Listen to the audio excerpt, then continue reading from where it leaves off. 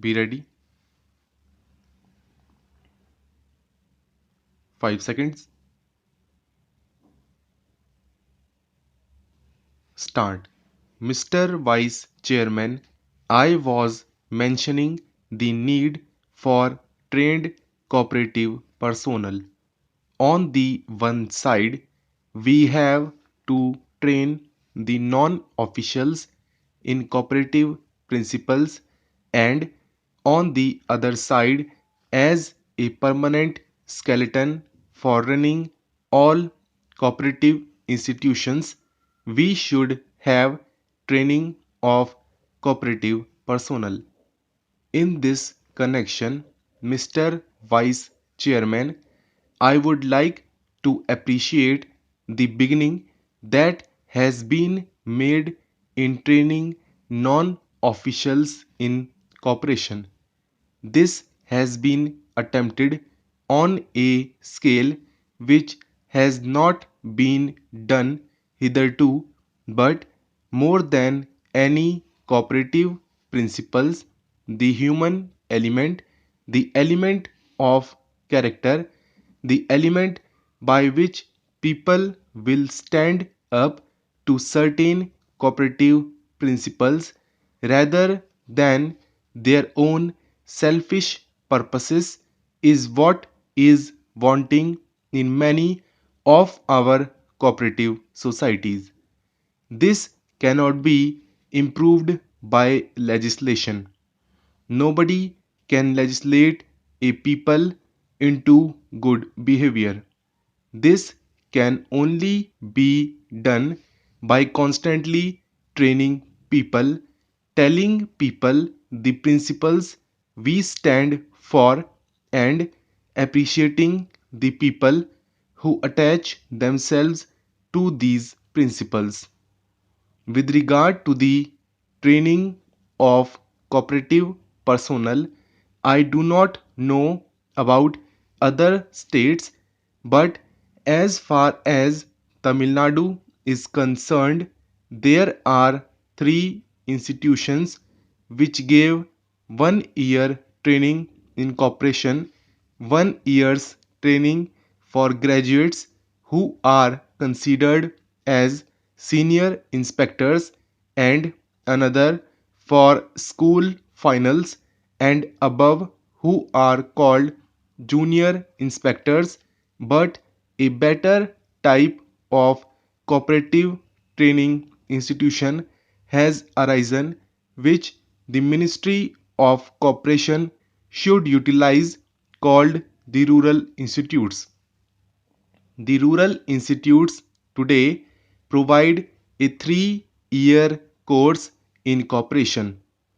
It is one of the unfortunate things in our country that on the one side we train people and on the other side we do not use trained personnel.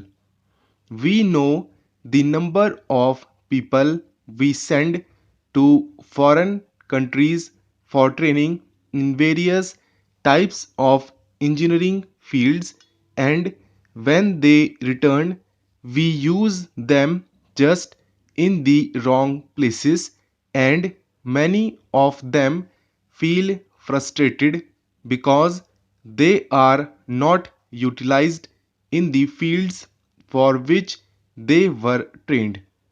Even today, in the case of the rural institutes, we find that they produce 100 to 150 graduates in cooperation, but they are not being utilized.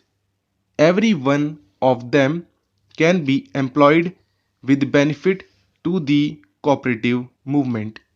There are also two institutions, one in Coimbatore and another in Udaipur, where a 2 year course is given after a 3 year graduate course, and this has been declared by the Ministry of Home Affairs as equivalent to a postgraduate degree in cooperation, but These boys are not being utilized, and the funny thing about it is that when the National Cooperative Union advertised for posts, it asked for MAs in agricultural economics but not for MAs in cooperation.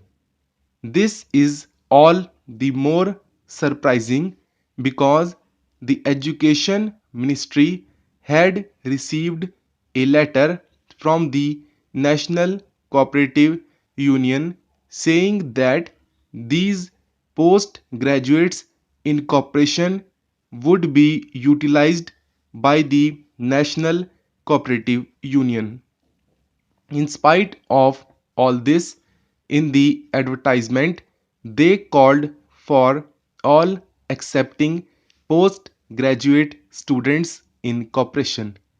This only shows the lack of coordination between the Ministry of Cooperation and the Ministry of Education.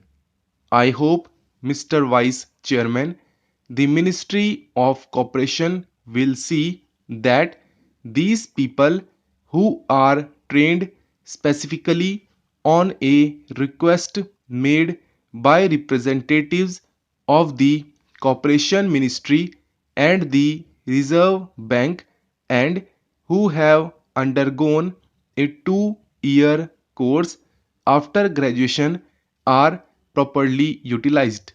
Hereafter, at least I hope that people will choose those who have studied cooperation and have undergone a course of training that has been provided by the state at huge expenditure.